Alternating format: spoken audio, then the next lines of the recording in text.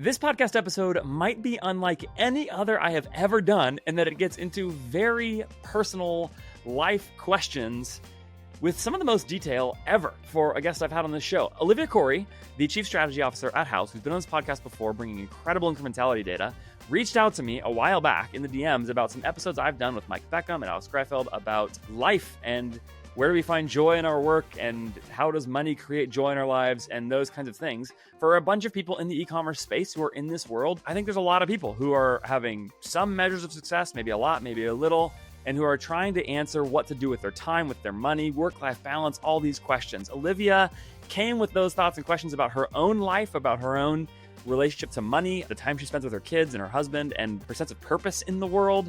And we just kicked around for a long time how we are answering questions about what we are doing all of this for. So this is not going to get as tactical, though. Stick around for the very end where I did make Olivia give us one incrementality study result that's actually super spicy and fascinating. So stick around for that at the very end of the conversation as well. I'm not going to delay it anymore. Let's get into it with Olivia Kory, Chief Strategy Officer at Haus, and just human being trying to sort out how to live a good and meaningful life while working with the work she loves. Let's do it. Olivia, do you have enough money?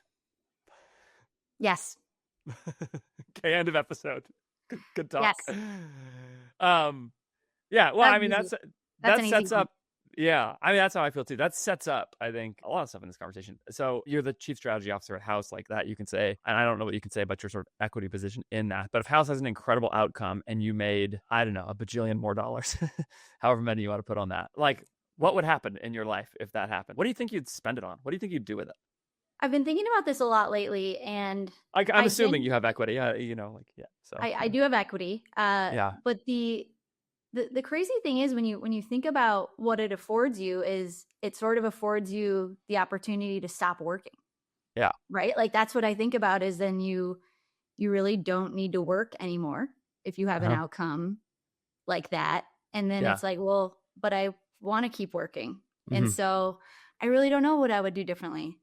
I had a moment a few years ago, maybe 5 years ago, where we were able to start living comfortably. And, you don't have to stress about the day to day or just living paycheck to paycheck anymore. You've paid off your student loans and you're through it. We live in Michigan now also, and we got used to living in LA and paying LA rents and LA costs. Yeah. We're back in Michigan, which makes things much eeasier. And houses are free there, aren't they? Oh my gosh. You don't want to know what I paid for my house. We have a four-bedroom house, and I won't tell you. And so that's because I do live in LA for people who don't know. So where are you in LA? In the South Bay. I live in the South Bay of LA. So like Redondo Beach, Torrance, Hermosa Beach area. Yeah.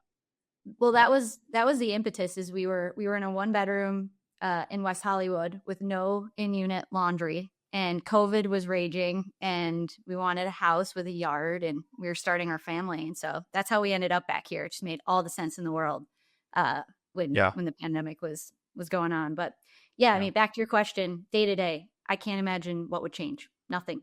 I mean, that's interesting. You think nothing would change at all? You would just keep working? Well, I love working. Yeah, me too. It brings me a lot of joy. Yeah. And so I can't imagine feeling fulfilled without something. Maybe it's not full time, but without something. Do you think you love working at Haus specifically? Because some people's answer to this kind of question is like they keep working, but they work on a totally different project, like once you get good at something, you enjoy it. Yeah. Like, so I remember in the beginning of my career, you kind of hate it because you don't know what you're doing. I was in agency world. And then once you become an expert in something, I remember at Netflix, like the expertise that I had was very much valued. Then it's a lot of fun, I would say. And I've always like poured myself into my work. Like that has been a pretty consistent trend for many years now. So the appeal to staying at somewhere like Haus is that you're good at it, and that I think your work is inherently interesting. It just is. Like you're testing and learning and seeing how the whole ecosystem of companies are interacting with advertise. It's like, it's a really interesting. It's big problems, and you're never going to get every answer. There will always be more questions to keep chasing down. So let's just play this out. If you made millions of dollars, let's just call it something like that, right? Would you go buy a 7,000 square foot house or whatever? Like, wouldn't that be something you could use your money, even if you kept working? Like, just go live in more comfort and luxury? Our house is pretty big here. You can get a lot of real estate in Michigan. So and like I love my car. I drive a Tesla Model 3. I got it in 2018, like one of the first cars off the lot, and like I never want to get rid of it. I love it. So like no, like in terms of material possessions, there. And you know what? My husband is from Iowa. Like I feel like this might be relevant to the conversation.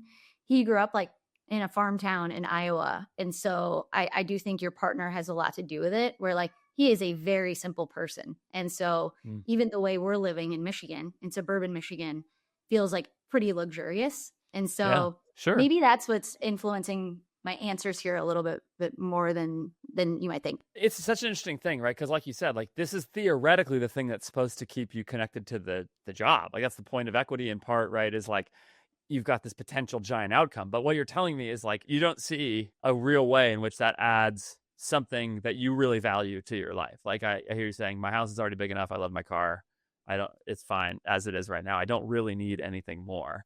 And so whatever that could be, I mean, you could take crazier trips, right? Like, I don't know. I've heard you talk about the Lions. Like, couldn't you go sit front row at those games a lot? Like, tickets are getting very expensive for the Lions. I think it's like one of the most expensive NFL tickets out there right now. But yeah, you know what I often say, and I genuinely believe this, is that like Haus is as mission driven of a company as you will find in this space. And I think that's why I love it so much is like, I was on the brand side, very happy, like in growth marketing at Sonos. And I started working on the incrementality stuff with my founder, Zach, and like pretty quickly realized like, oh, this is the most important work that I'm doing right now across all of my priorities at this company.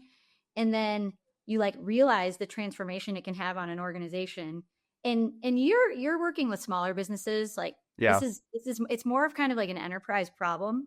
Yeah. But when you realize like the way they're making very big investment decisions and how kind of tangled up you have like incentive problems with the ad platforms, just like tangled up in this like CMO's need to prove out some quick wins because CMO tenures are so short. You have like this whole web of incentive issues. And Haus is kind of like one giant experiment in how much marketers like want the truth. Like it really is like that. I find myself doing like a lot of anti-selling right now as brands are coming in of like, what if our test results showed you this, this, and this? Would you still want to keep going? Because it's like so much more about the organizational change management. Yeah. And that's why I do think, I think it does feel like bigger than just marketing measurement. It really feels like we're kind of like changing the way decisions are made in these organizations, and we're not exposing, it's not like malicious, but like we're sort of peeling back the curtain on a lot of really troublesome kind of trends. And so, you know, if I'm to like dig a step deeper, I do feel like that is why I get out of bed every morning, and that's why I love it so much. All right. So you told me before we started recording, like, okay, you have the freedom to like go there with your questions. So I'm going to ask a specific one. You just described Haus as a mission-driven company. And again, I think everything you just described sounds interesting. Like to me, those are interesting problems. In fact, you've even made them more interesting with the anti-selling comment, where it's like, yeah, I'm very fascinated by that. The idea that you could sort of prove somebody wrong and they would actually not want that information, where organizations are sort of built to work against the truth, so to speak. So if that's the case, all that being said, all that being interesting and mission driven, is that a mission worth caring about that much? Like, let's say you could convince all of the organizations to optimize their marketing spend. Does that give you a purpose in life? Do you know what I mean? Because it's very different than the mission of a nonprofit or something, right? Like where it's like, oh, you could cure cancer or something, you know? Yeah, but I almost don't want to be in that business because you can't be creative. Like there's just no room for risk taking in the field of curing cancer or saving lives, you know? And so I think once you realize you're the type of person who likes to be creative and likes problem solving, then it kind of puts you on that path. And I don't know that, short of like making a different decision out of college, I just like don't know if I'm willing to give up that part of the job that enables you to take risks and get creative. But yeah, no, in terms of mission, like my husband is also in this industry and we joke that like we are doing nothing to help civilization and to advance society. And you hear a lot of people talk about this, like the goal is to make enough money that you can give back in other ways and add to the community in that way. But you can already do that. You just told me about your house and your car. You already can give back in other ways, So like even that, like if you had an exit, and that was where you decided that was what was going to provide value. And this is the very interesting question to me is like it's the reason I come back to this on this podcast a lot is like, and for me personally, it's the thing I'm wrestling with all the time. And my wife as well, like, is like, what is actually the highest return on my money and time in terms of the value it accrues to me and my life relative to, like, value is a weird word. Like the way I would put it, in fact, most simply, I would say like, how do I optimize my life for joy? So like, how does money create the most joy as a return on my life? Because I know there's some things that give me some amounts of joy, but is there a way to exchange money or time or some combination of those two things for joy? For me personally, that is the question I am after. And that gets very much towards like questions around meaning and purpose and mission and all those kinds of things, Because one of the things I hear you saying is like, maybe a boat would give you a little more joy, but it doesn't sound like it really motivates you, to like, you don't think it would give you that much more joy, So I don't know. Maybe you hadn't considered a boat though. So my brother lives like 10 minutes away and has a boat on a lake. I told you. I think the takeaway here is going to be everybody's going to want to move to suburban Michigan. But I'm actually curious what your answer to that, because I think you and Mike talked about this, Mike Beckham. This was some of the inspiration for this podcast is money as a tool. Like, and once you start thinking of money is the thing, is like the destination, that's where things go south. But do you have any answers to that question of like, where could you trade money for joy? Yeah, I have two things that I think have become the strongest ideas about this. So one of them is actually directly from Mike. It's a point that I heard him make. Mike went on Sam Parr's podcast a while back, and this is actually that spurred my conversation with Mike and a lot of other conversations with Mike I've had. He sort of makes the case for giving away money extremely generously in the podcast. And it's interesting because Sam Parr in the episode basically does his sort of like the interviews over narrator notes at the end of it. And he says, this was the most impactful conversation I've had. Like I immediately hung up the phone and went and talked to my wife and talked about giving away more money because Mike sort of convinced him that it was a really good idea. Have you listened to that? No, I haven't listened to that episode. It's really, really good. I think Mike quotes in that episode that he had generated $20 million in 1 year and gave away 19. So it's like a really radical amount of giving. The case Mike made was basically that the actual greatest source of joy in everybody's life is relationships. And therefore, you ought to figure out how to use money to generate relationships. And actually getting extremely wealthy often cuts against relationship in some really direct ways. It puts social distance between you and like quote unquote normal people. And then it also makes you suspicious of why people want to be friends with you. I heard a great story about this a long time ago where a guy I knew, he was a college professor and he was getting lunch weekly with a guy who had played in the NFL. And, they go to get lunch the first time and the guy who played in the NFL goes to cover the check. And my friend said, or this professor said, like, no, we're going to split it 50-50. And the guy was like, he said, I know you're good for it. But the problem is if I let you pay for this every week, you're going to wonder just a little bit in the back of your mind if I'm not actually interested in being friends with you. If like what I actually want is like some association with your money and status, basically. I think that's really wise because I think that is what happens for people who get extremely wealthy is that suddenly people are interested in them for those reasons. And it's much harder to maintain these relationships. So that's one of the things for me is like, if I actually assess my life and look at where my greatest joy is, it's in my wife, my kids, my friends, and things like that. And then the second thing that I would say is that there is a broader truth here that I've come to believe more strongly, which is that in almost every area of life, and I think you actually just described it with your work, all of us recognize that that discomfort is the path to joy in some ways.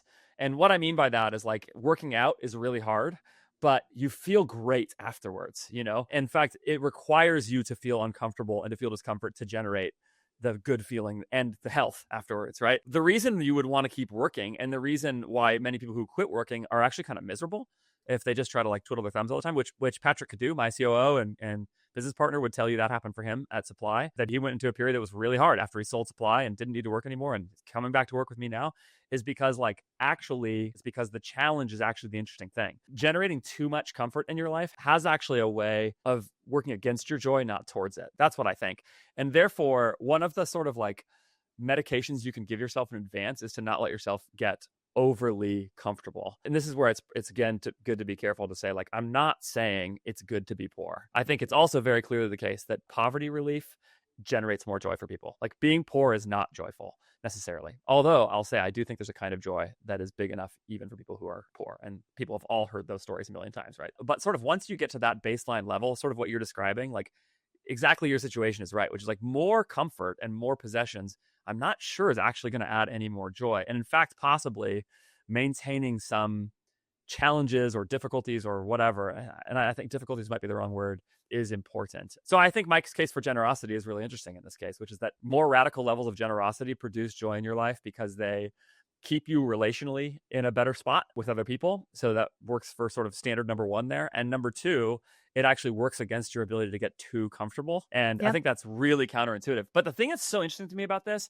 is that everybody knows this discomfort thing is true in every other area of life. There is no other explanation for the rise of the ice bath than this, which is that everybody recognizes that you need that. But then at the same time, we will sort of give our lives to the pursuit of more comfort and more possessions, and without recognizing there's sort of this inherent tension there. So that's a more principled level answer to your question. I'm happy to be more specific, but that's the way I think about it. And I'll pause there and see what you think. I've kind of oscillated in between startups and big companies over my career, probably 50-50, but I've bounced in and out. And I joined a bigger company right around when we were having kids. And I thought to myself, well, this is the time I need to settle down and I need to go for work-life balance. And this is not the time to pursue a startup. And at that time, I knew Zach was doing Haus and I knew that was kind of an opportunity on the table. But I was like, this is not the right time in my life. I need to focus on my family.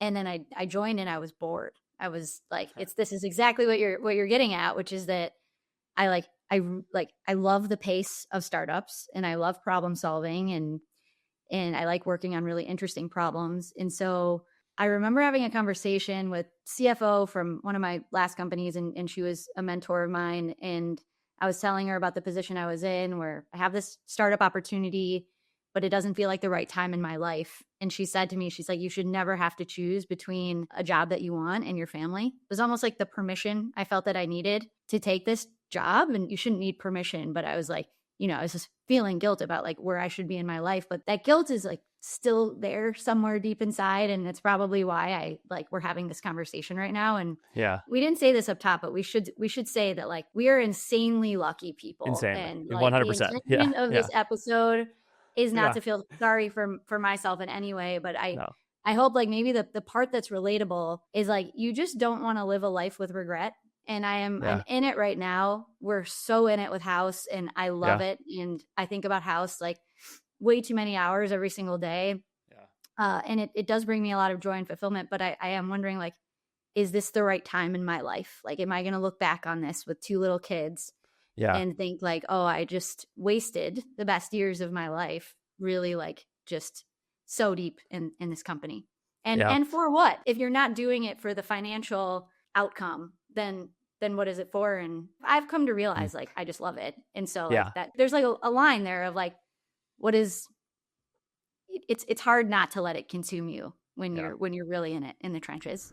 Make this the year that you cut OpEx. Make OpEx lower, drive more profit in your business, and do that in part by working with RICHPANEL.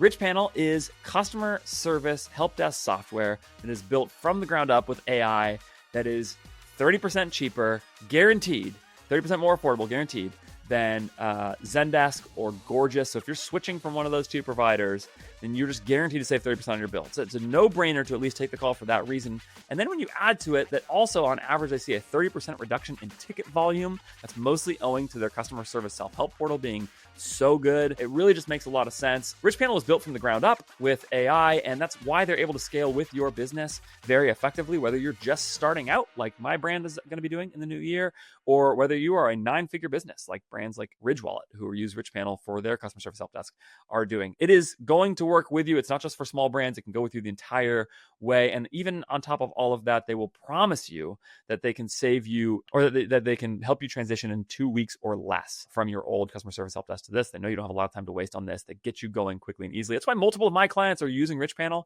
and why you should be considering it too. Get on a call, check it out, see how much you'll save, see how good the software is. RICHPANEL.com is the place to do that. The link's in the show notes. Go check it out today. I think that's one thing I actually love. One reason I like talking to you about the analytics side, it comes across very clearly how interested you are personally in it. Like it never feels like you're talking to me about Haus stuff because it's your job and you have to, and like, oh, I guess it's good for me to go on a podcast and, do brand awareness or whatever. It's like, I'm sure that's all true and that's fine, but also like, it's just clear that you're personally interested in the problems and that they're interesting to you, But I actually think there's another trap here, which is like, the things that we are interested in are unreliable guides to what will bring us joy. Personally, this is again, I'm just going to speak for myself here, but I think I hear you wrestling with one of these things, which is like, I think that like my own desires are not a reliable pointer towards joy, and so there becomes ways. And I think when you describe like Haus eating up lots and lots of your hours or something like that, the very problem with that, because I relate. I mean, I own my business, like. I want to work on it all the time too. Like it is so much easier for me to do work than to play with my 6-year-old. It's so much easier. Like a 6-year-old's and my 4-year-old, like, it's just not close. So, and the problems of work are like in the very moment are much more interesting than like whatever he wants to build with me, Okay. You can admit that. I am awesome. I am awesome at magnetiles at this point, but like, it's still, there's a limitation to what kind of structures I want to build, I feel bad admitting that. Yeah. But it's true. I feel like a bad mom. Like, yeah. Do you think that's a mom level thing too? Like it is different for moms and dads? I don't know, but yeah.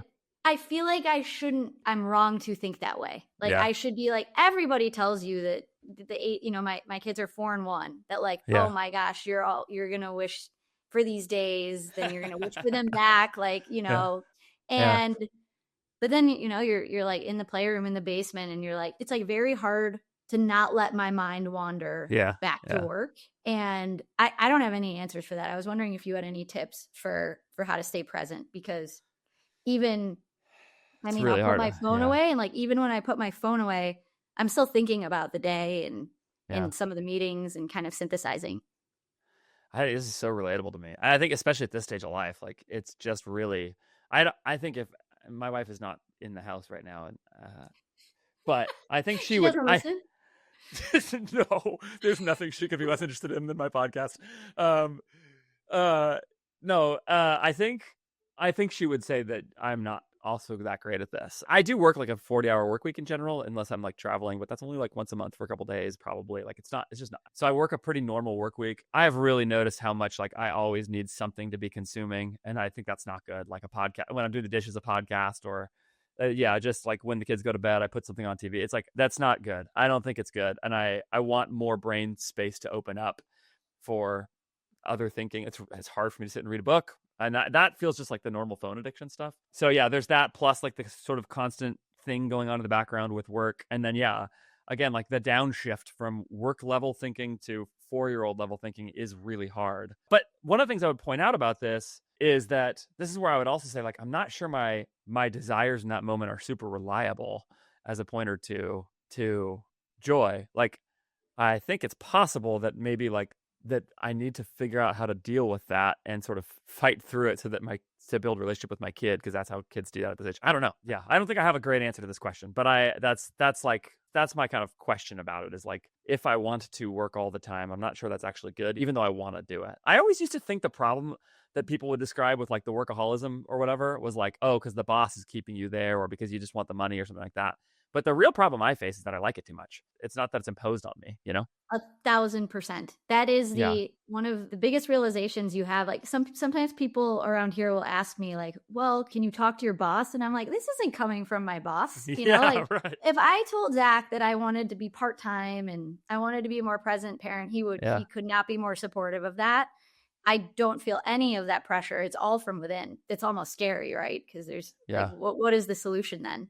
All right. Sounds like you're dealing with the same thing. Oh, yeah. I thought you were going to impart some wisdom on me, Andrew. Well, I'll give you the one comment that has been helpful to me with this that has also freed me to work. Number one, Bill D'Alessandro, a long time ago, I heard him say, people use the burners analogy, like your work, like a stovetop. There's your work burner and your play burner and your marriage burner and your parenting burner or whatever. And the idea is like keep all of them at the right amount of hotness. Otherwise something burns or something, or one of them goes down. You get the idea? Yep. Okay. Yep. I was at an e-commerce fuel event and somebody raised their hand and said, "Can your work burner be too high?" And Bill, before the panelist could answer from the crowd, stood up and was like, "Absolutely it can." Like people talk about like the goal being in life to just like be with your kids 100% of the time.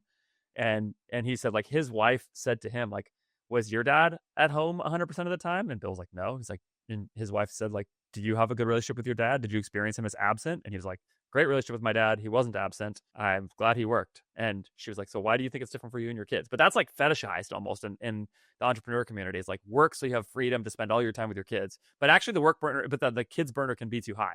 Did I say work burner earlier? I meant kids burner. The parenting burner can be too high. And that was that was freeing to me. It's like, oh yeah, that's right. My kids actually need to see me working and caring about it and have some vision for that, So that's one thing. The second thing I would say is like, I work out at 4:00 when I work out, and that's been nice because then I have right? 3 or 4 days. Yes. So I'm not up at 4 a.m. Unless my child wanders into my room to wake me up. But that like having an hour where it's like there's something physical that sort of separates me from work mode to dad mode has been really useful. So just because there's like a physical reality to that. So that's a smaller one. One of my mentors who has enough money now to retire, he's young. He has 3 kids and, they're probably like your kids' age, maybe a little bit older. I was catching up with him and is like, he's always talked about his plan and then executing on his plan. And he sold the shares in his company and bought a house in Spain and they were going to retire to Spain. And I asked him about it and he's like, yeah, if he stopped working, and he's like, I don't want my kids to see me not working. Yeah. I was like, oh, so you got all the details of the plan in place and you're ready to hit execute and you're not executing. These are the conversations I have where when you asked me at the top, like, do I have enough money? I said, yes. Cause it's just like, you're not going to stop working anyway because we love it. Yeah. And we want our kids just working. The kids thing with money is another thing. Morgan Housel makes this point. He basically says, I think in Psychology of Money, he says like, has anybody figured out the right way to give money to your kids? Like, it's actually a super hard problem. Like, you give them too much, they're spoiled. You give them not enough, they're resentful. You give it to them when you die. You give it to them before you die. Like it's just like, and I think that's a real thing. Like, it's another really hard thing to figure out, and the world's gonna have to figure it out because the truth is the world's getting a lot richer in general. So yeah, there's a lot of people who are gonna have to sort that out.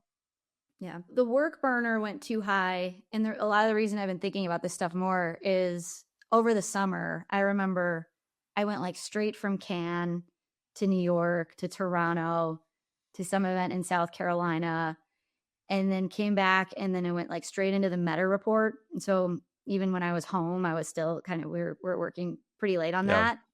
And my husband was like, "All right, something's got to give." It's too much, yeah. So when you hit that limit, you know you've hit that limit. Like even when people around you who've been very supportive partners through it all are like, "Hey, this is not it." Then and so then you pull back and now I'm wondering like, do I want to eventually be part-time? Yeah. But I don't know. Like I don't know. That's where it's.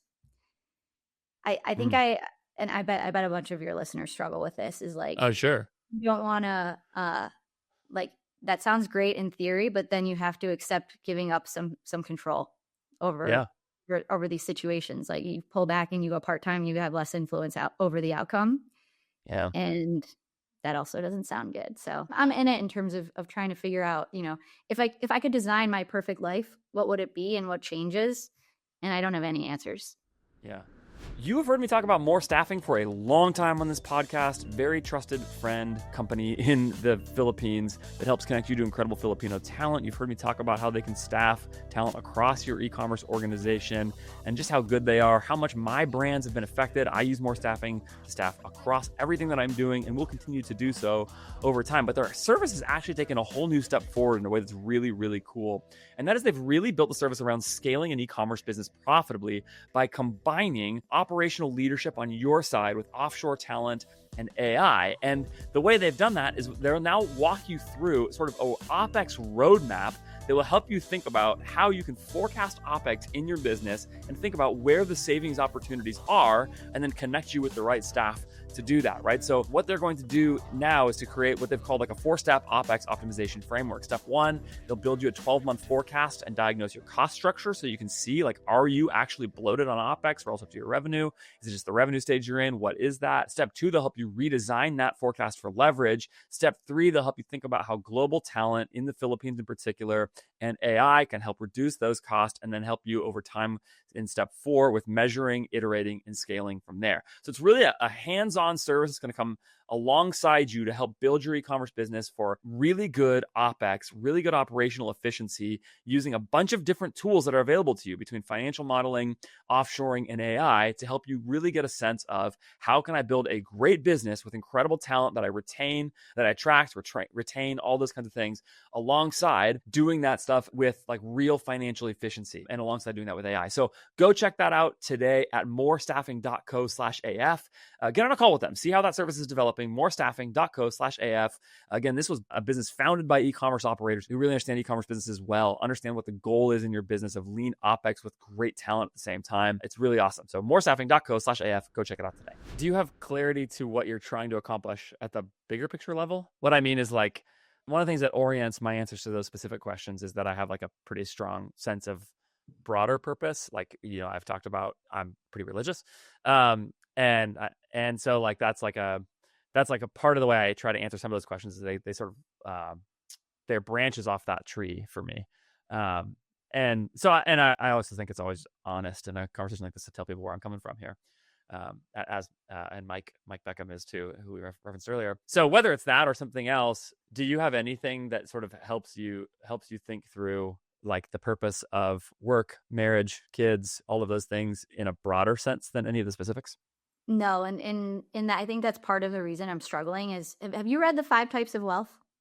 I've only heard it summarized, but I have not read it, and I would love for you to lay it out. The quick hit is like he's like an investment banker in his mid-20s, and he's working in the West Coast, and his family's on the East Coast, and he realizes, like, he did the math and realized, like, if he kept working like this, he would only see his family like 10 or 15 more times before they die, like his parents.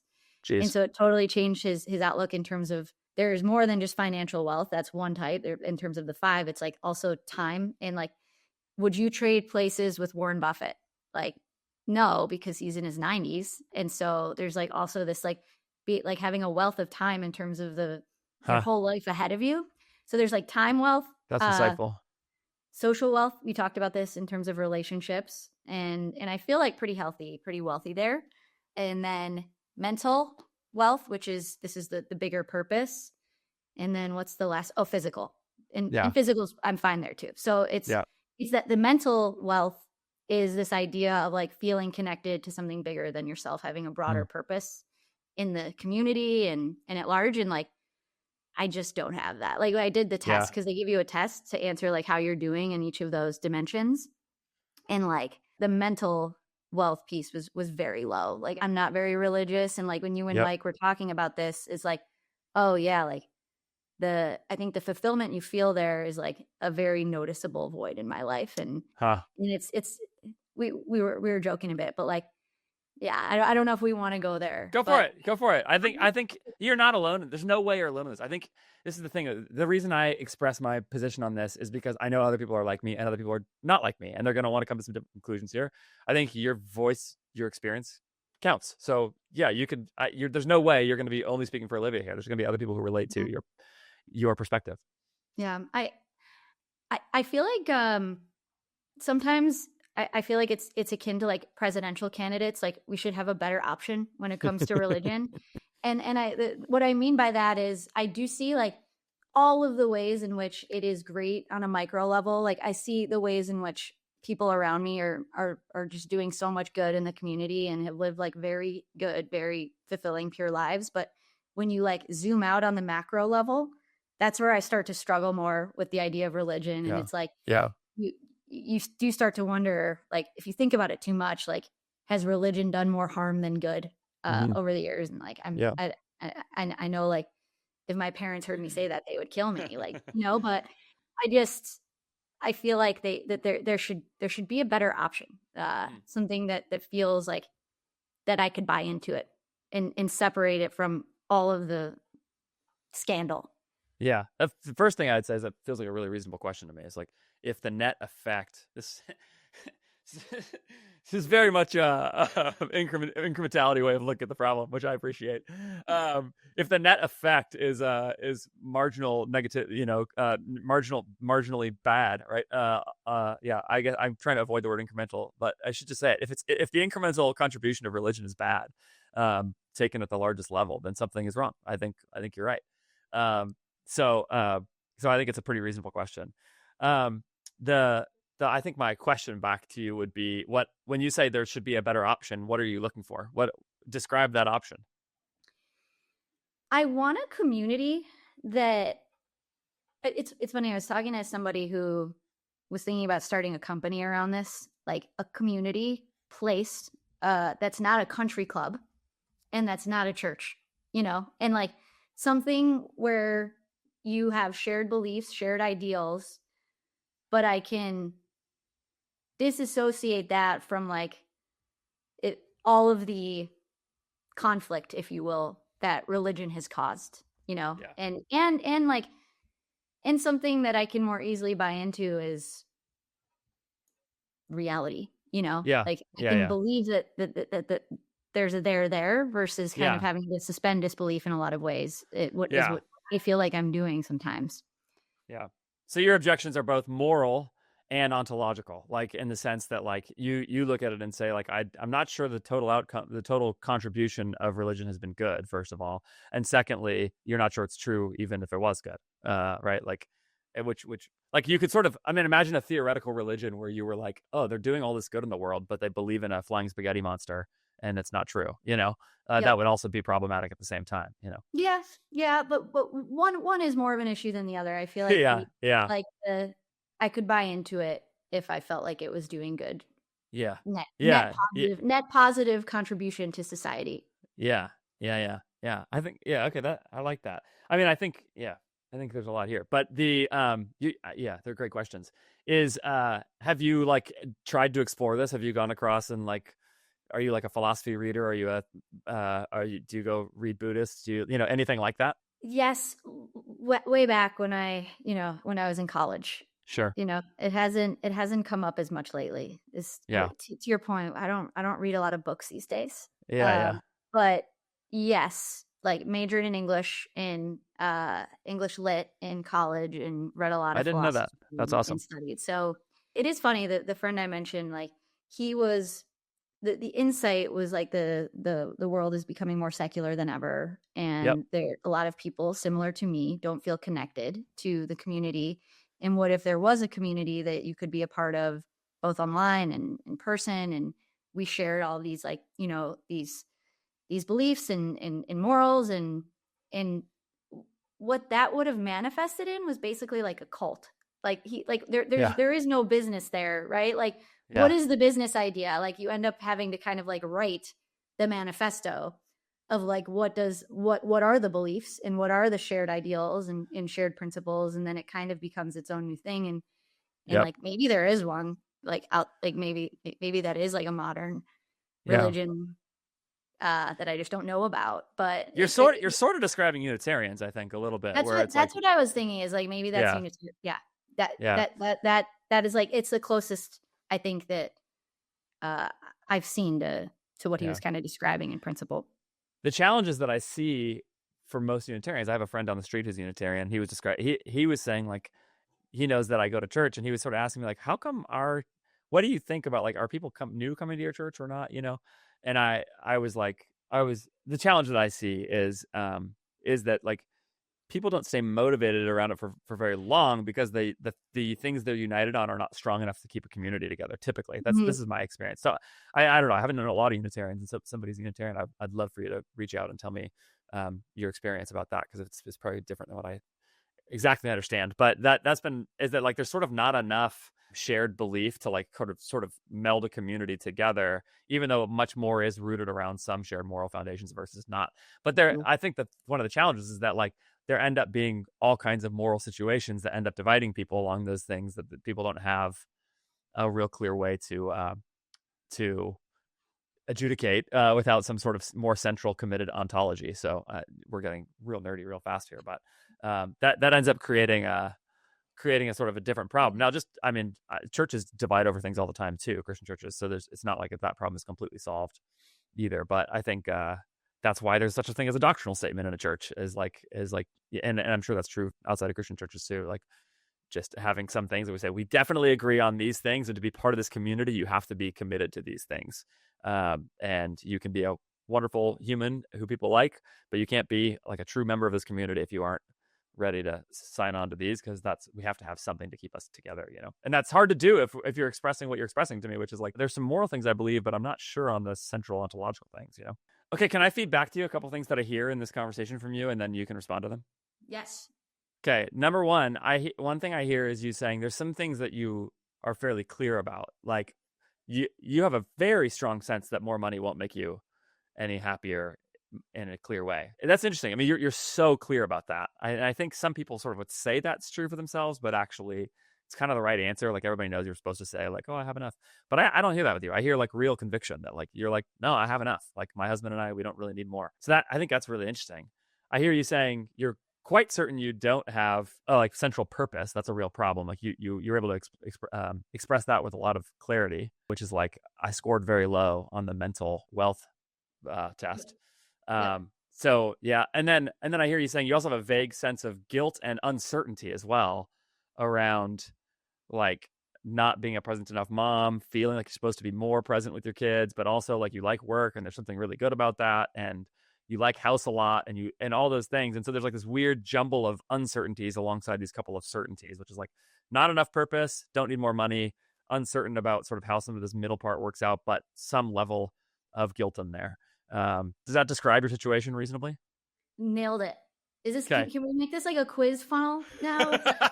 Like drop me into the but yeah, no, you nailed it. Yeah. Okay. Yeah. No, I do need something to sell you now to solve this for sure. Yeah. No. Okay. Then here's my answer. Here's what I think. My answer is that you have to solve the purpose thing. And that's probably not going to be done quickly. Like, I think that's like, I think if you can do that, you'll answer a lot of other questions, but it feels like, and another thing, by the way, you've said in here is that there's some moral things that you feel strongly about. And I think a lot of people feel that way. They have a sense of some right and wrong in the world. That's good. That's my take. I think you're not going to be able to resolve the specific questions. I think you could probably listen to other people's wisdom and get somewhere on them. Like, okay, maybe I can give some money away. Like, that's what Mike said was good. Or like, and maybe do that in a way that's a little more stretching than I would have if I hadn't heard that Mike gave away $19 million, But there's something like that. Or like, my husband says like, I wasn't present enough. That's great. That's why great partners are, is they give you honest feedback and don't let resentments build up. And so that's awesome that you had that conversation with him. And so you can do that and try and be more present. But while you do those things in the day to day, I feel like that's the answer. I feel like you have to chase down the purpose thing, I feel like you and I are probably more similar than me and Mike. Like also like this wealth we're speaking of is like totally like theoretical, right? Equity. But yeah. So like I think you and I probably make enough. Like do you give back in a big way? Okay. I always feel like, I've just always felt like I'm not there yet in terms of like, I'm like, well, what if something happened? Like what if we have a health issue and like we need like, some so I'm curious. Yeah, I think by any reasonable standard, my wife and I give away a lot of money. Yeah, I think I won't say super explicitly how much, but we give pretty aggressively, I would say. We save as well, and also I think most people are either by nature savers or spenders, as like they have an instinct to go one way or the other when they get money. And both my wife and I are much more savers than spenders. My wife is also like from a strongly evangelical Christian town in the Midwest, and she's half Norwegian and half Swedish. So like that makes her like risk averse and ready for winter all the time, So yeah, we give a lot of money away. And yeah, why do you ask? No, it's you. If you don't have a lot, I'm not very liquid, and so that's where I'm like, I don't know what is appropriate versus what is kind of like irresponsible in terms Yeah. of Yeah. savings. So yeah, it's Well, interesting. I think you should try. I think you should find something, give a little more than you. I think generosity, in my experience, is very much like almost everything else I've ever done, which is that I'm not that good at it at first. And so like you just take I bet there's $5,000 you could give somewhere and not really feel it, and it would be more than you normally give, is my guess. I don't know, to something you felt good about, and you could sort of feel out like, well, what was that like before you try and give away $500,000, Yep. before Yeah. you get to Mike's 19 million. So yeah, Do you mind? We can cut this, but like, I don't mind at all. where do you give? I'm so happy to talk about it. So we give to our church as a baseline thing. We give to a couple of other organizations that are specifically around religious belief stuff. So that would be more like what you might consider like missions type work. I think there's downstream benefits to that on a humanitarian level as well. But our actual main giving partner that we have like supported for a long time is called Heartline Haiti. They're an organization that has both of my wife's births were really rough. So in a whole bunch of ways that we don't totally need to get into, but they were just really rough on her body, even beyond the normal seas of birth. And we had amazing medical care. And so there's this really cool organization in Haiti that has sort of built up a bunch of stuff for women in Haiti giving birth. It's like a maternity center so that they can have access to like better healthcare. And Haiti is just it's intractably difficult country. Like you look around the world and everybody's GDP is up and to the right in some way or another, and unless they have oppressive governments. And Haiti is just flat for forever. It's just awful. And so this organization we really like, they do a bunch of different stuff where they have that maternity center, but then they also have like educational stuff. They have a bakery for job provision. They go visit people in prison. Like they do all kinds of really cool stuff.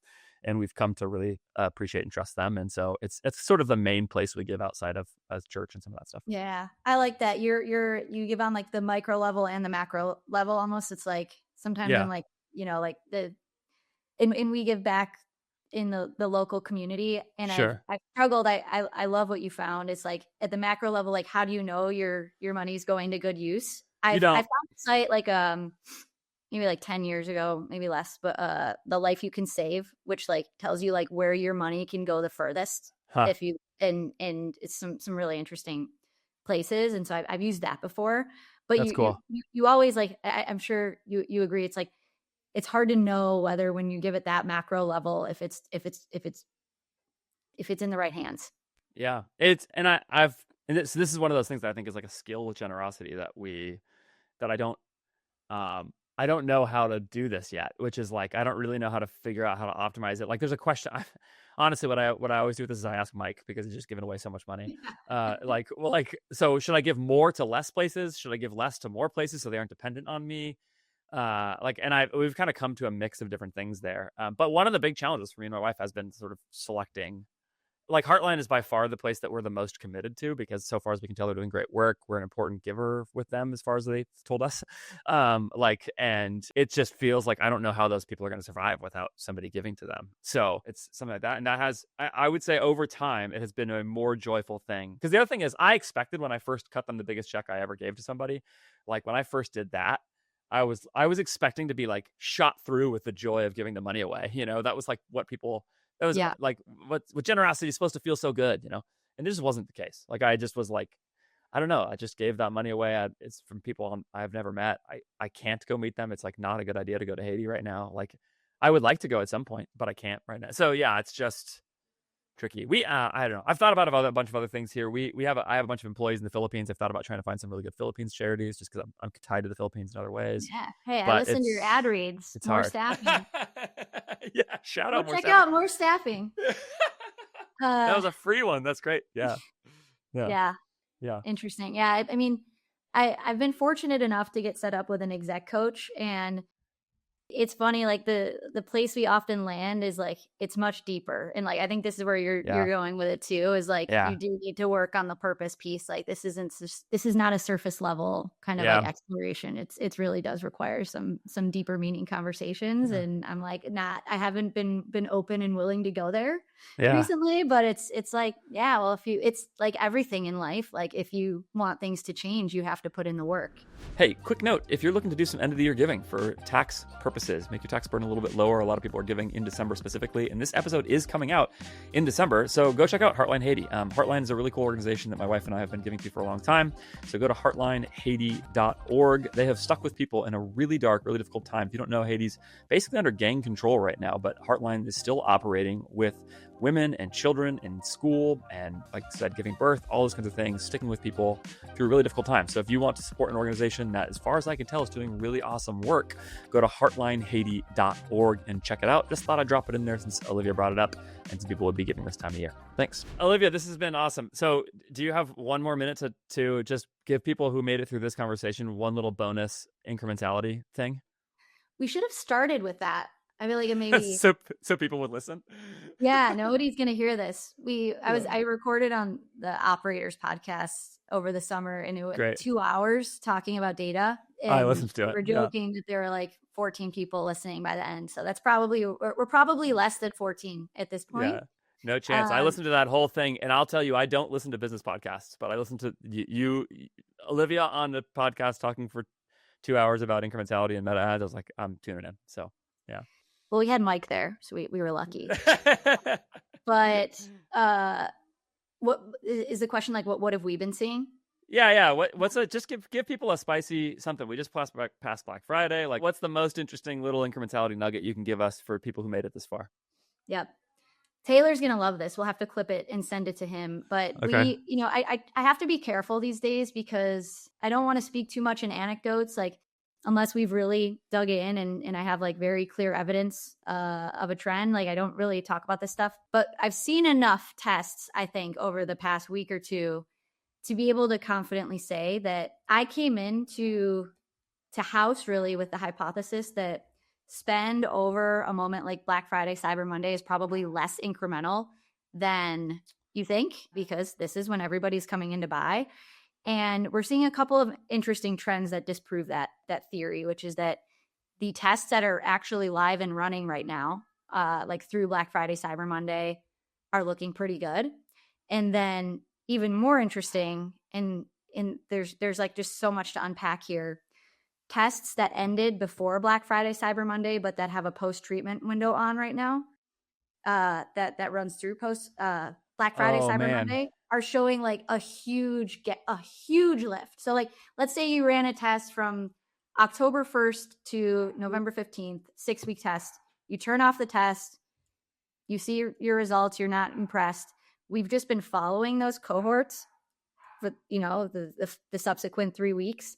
And we're seeing huge delta between treatment and control, which means that media that you were investing in October that looked horrible is actually doing something, and it paid off for you, through the sale period. And so it's really tricky in terms of what to do with that, because we're seeing some tests that didn't look so hot in the lead up.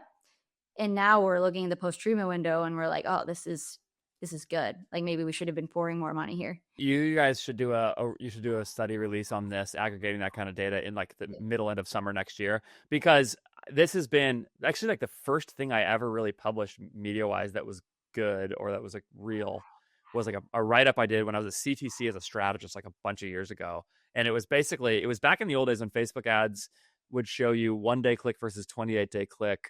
And the purchase was recorded on the day of the click, not on the day of the purchase, unlike now. And so it was like, it wasn't an incrementality study, but it would show you your delayed attribution, and you could actually then measure different periods by just looking at the 1-day versus 7-day versus 28-day click windows, which days created the largest sort of delayed purchase behavior relative to others. And the thing we found over and over was that like people who clicked in like the early November period had a much higher delayed purchase rate than what you got the entire rest of the year, for the very obvious reason that people wait till Black Friday to buy. And it's like, this is one of those tests that actually confirms something that I think everybody knows intuitively, which is that like your like people are going to wait to buy until Black Friday, and people make their lists, all that kind of stuff. But seeing it actually in the data is really good. And I would love to know like how big those lifts are and some of that, because it's just like, it's very clearly the case that it's happened. But I have also actually worked with a brand that overspent anticipating more of it, and that actually got themselves into trouble on Black Friday doing it. So yeah, it's a tricky line to walk, but I'm very interested in that test because I think it confirms things that I've seen in the past, but done much less scientifically. Yep. Well, it'll be nice to attach some data. Like everybody it's kind of like YouTube, right? We like know that it's happening, but it's really, it's hard to have the confidence to continue Yes, spending when you're not exactly. sure. And so we're going to report on like how much lift happened at the midpoint, the final, and post-treatment window. And we're going to show like share of lift across this period for tests that have been running in Q4. And we're working on that data. So maybe by the time this comes out, we'll actually have it. I'm more surprised though by the lift through Black Friday, Cyber Monday with the ad spend that's happened. Taylor was like, why would you be surprised by this? And I'm like, well, at least I'm thinking of myself as a consumer. I already know what I'm going to buy. And I'm just going and I'm getting these things on sale. Like for me, there's like not a lot of moments where I'm being influenced like on that Friday or on that Monday to buy something that I wasn't already going to buy. So that's been surprising to me just from a consumer standpoint that you can deliver ads through that weekend and still influence behavior that was not going to happen anyway. I would have had that same hypothesis that people are overspending on the weekend and underspending in the lead up. That would have been my hypothesis too. So I'm interested to hear that you're saying like, nope, it's actually it's both. We're underspending in the lead up and they're underspending through the weekend. So yeah. All right, Olivia, thanks for diving into these things with me. I appreciate it. It takes some courage to come and have the conversation, say some things out loud you're saying, and yeah, I just really appreciate it. I think a lot of people are actually trying to sort through a lot of these questions, and so that's why I was like, when you DM me, I was like, okay, you got to come on the podcast and talk about it with me, because so yeah, I appreciate it. I think it's a great conversation. Thanks, Andrew. Yeah, thanks for the 60-minute therapy session. Yeah. Free therapy. I'll take it any day of the week now. This is fun. I'd like to repeat that I am not a therapist, and you ought not to receive this that way. So, yeah. All right. Thanks. Wait. Thanks.